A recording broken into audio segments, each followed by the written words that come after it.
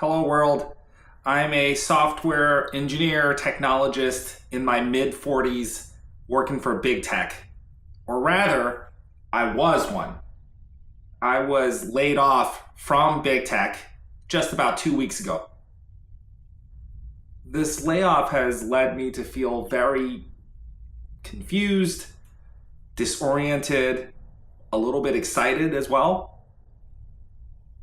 It's my first layoff in 25 years of working in the technology business.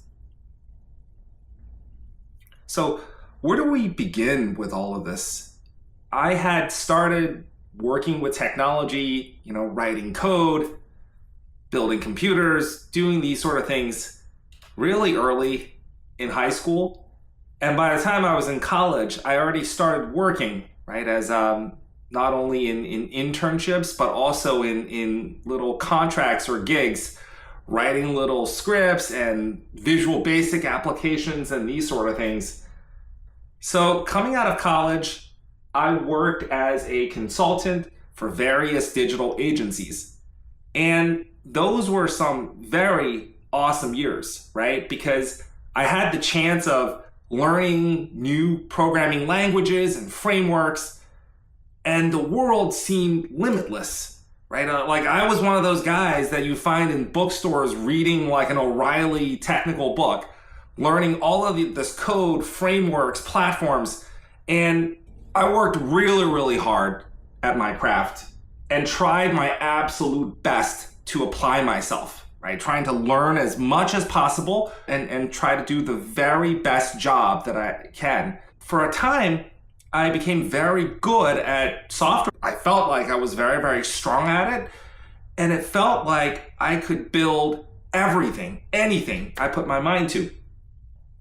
I got so strong at software development that at the time, early in my career, my company would send me specifically to hackathons.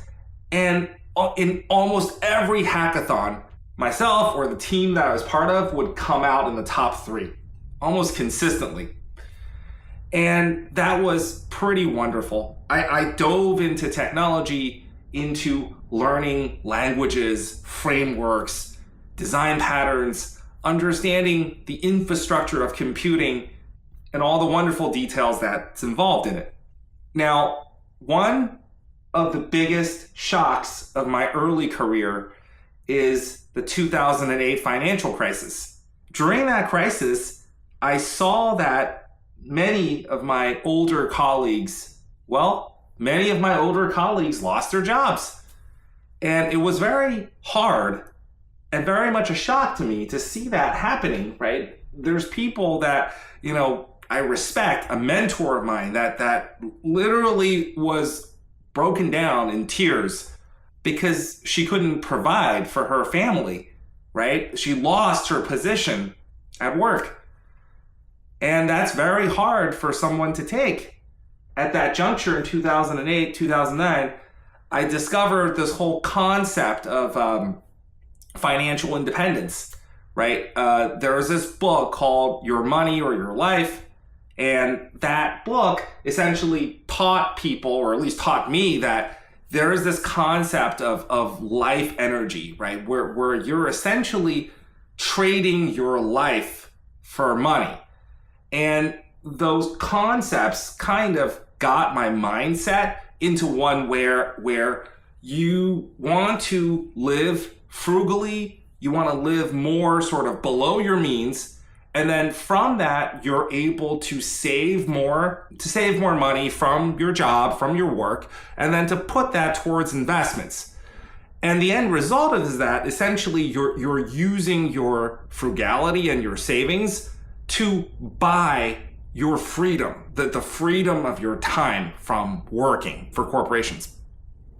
So that kind of was a kind of a pivotal moment, and it changed my family's behavior.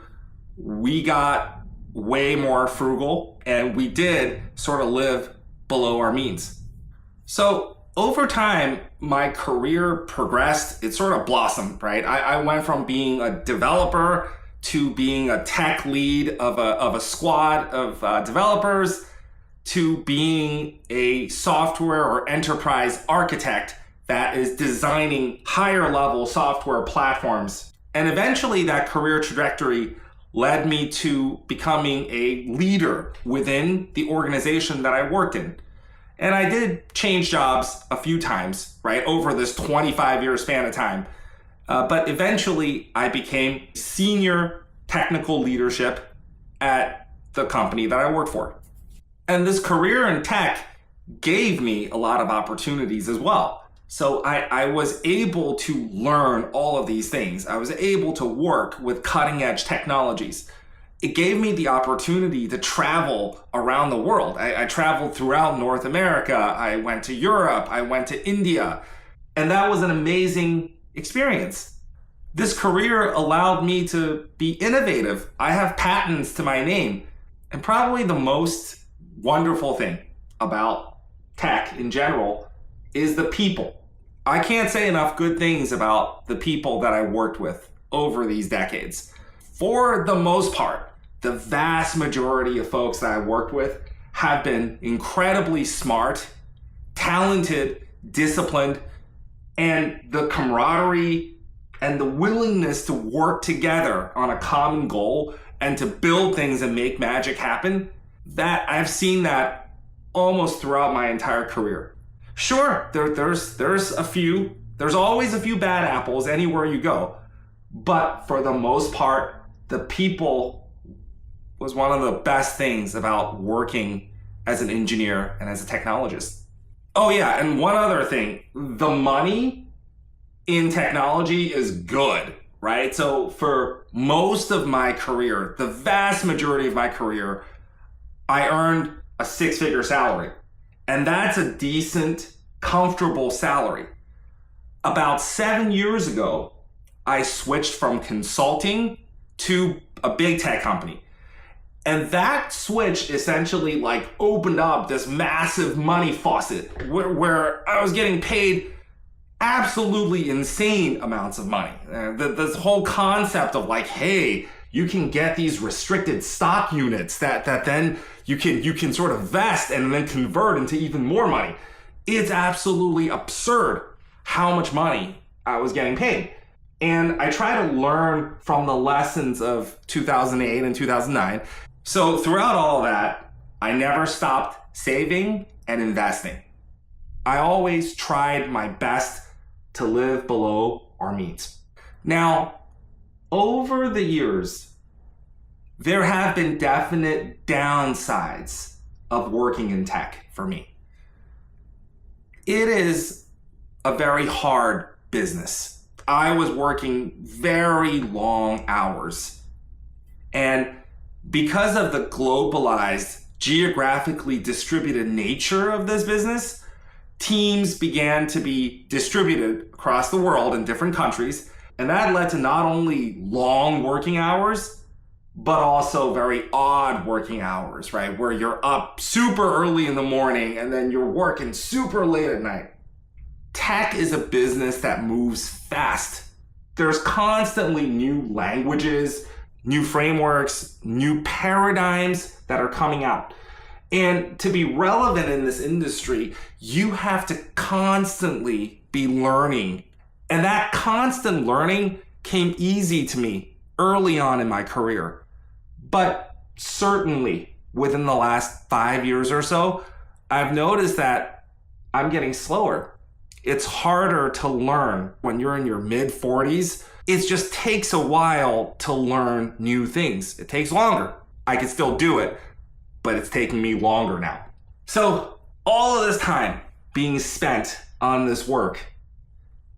And yet, over the years, I realized that what I was building didn't really make much sense. It felt like we were solving the same problem over and over again. And the solution that I was helping to create, it never really benefited anything. These solutions that I was building, it didn't solve the big problems of the world. It didn't make the world a better place to live in. So it's sort of like, you spend all of this time and you spend all of this effort, all this heart to build things, and it doesn't make a difference. That is a real downside of this business. So now we spent all this time, right? I spent all of this time working. That's time then that's taken away from other aspects of my life, like my family, my wife, my children. For a matter of years, I had maybe like an hour every weeknight with my kids. Just an hour to hang out with them, to read to my children, to tuck them into bed. And all the rest is spent working, planning, taking calls, commuting, and so on. My son and I, one of the activities that we really enjoy together is going out on these outdoorsy trips. Sometimes we'll go camping. Sometimes we're going to go fishing in different places. And I was thinking to myself that, gosh, my boy will be a man pretty soon. He's a teenager. I only have a couple of years before he's fully grown, and then he may not want to hang out with me anymore. It's really kind of rough when you think about that, right? That this precious time with your family is actually being spent to build things that in the grand scheme of things may not matter. Speaking of time, there was this really good colleague of mine. This is from a couple of years ago. The man was smart as a whip, an excellent engineer. He worked hard too. And it was around this time of the year, right before Christmas, there was this huge digital transformation initiative that we were both working on. And this colleague, let's call him Jay. Jay told me that he has a child and he was looking forward to hanging out with his kid. That finally, during Christmas break, he was going to get some time, quality time with his kid. And you know what happened? We were working super, super hard, pulling late-nighters. And Jay, he got sick. It was some sort of a heart issue. This is a man in his late 40s. And one day, he didn't show up for work. We heard that he went to the hospital. And then a week later, Jay passed away. Now, the company I was working with treated him really well. Leadership spoke well of him. We had a moment of silence for him, and it was all good. But then I realized, about a month after this happened, it's almost as if the man didn't exist. He was entirely forgotten in the workplace. It's as if he had never been. So that's pretty rough. Something that really troubled me in this area happened earlier this year. My wife had a health crisis, and from it, she became disabled, well, partially disabled. In this crisis and the aftermath of it, I just realized that tomorrow isn't promised to us, that we're not guaranteed to have these good days and good years ahead of us. And so with sort of like the limited amount of time that we have, it just seems almost not worth it to spend that kind of time with big tech. So yeah, over the years, these kind of thoughts were swirling in my head, right? Certainly in the recent couple of years. But aside from these sort of intrinsic factors, there are practical extrinsic factors as well. In my industry, there has been these macro factors like interest rate changes, like the availability of offshore resources, the emergence of AI tools. These sort of things dramatically reduces the incentive for big tech companies to keep their US employees. Dramatically. So naturally in the entire sector, there has been layoffs, mass layoffs, one after the other. And my former employer is no different. There were several rounds of layoffs. And in this last one, I learned through the grapevines that I was on the list. But there were others that are on the list too. I had an opportunity of saving the jobs of several of my more junior colleagues. And that's what I decided to do. I put myself to the top of that list. And that's how I got laid off. That's how I got laid off. Now, my employer is a very good company. They gave us an adequate warning period while we were still technically employed, but I could look for jobs outside. And they gave a very decent severance. So all of that, I have to be thankful to my former employer. And there's no question about it. So that leads me to where we are now. Basically, I was on a journey with a known destination, and now I'm off of that track. It feels as if I've been dropped into this sort of wilderness, no man's land, where there are many different trails and paths forward, but nothing is decided. Nothing is concrete. So I've been sitting here. It's been 2 weeks since I was laid off. And I was thinking about, how do I move forward? What should I do? Because this is a real inflection point in my life, right? I need to figure out, how do I structure a life that is productive, mentally and physically healthy, and wholesome and rich after this event? And that's pretty much why I'm vlogging myself. I just want to document my own internal thoughts and rants for the future. And maybe I can sort of document this journey for others who may be in the same boat as me. The future is the undiscovered country. It's unwritten. I gotta figure out and write that story. Anyway, thanks a lot for watching. Talk soon. Bye.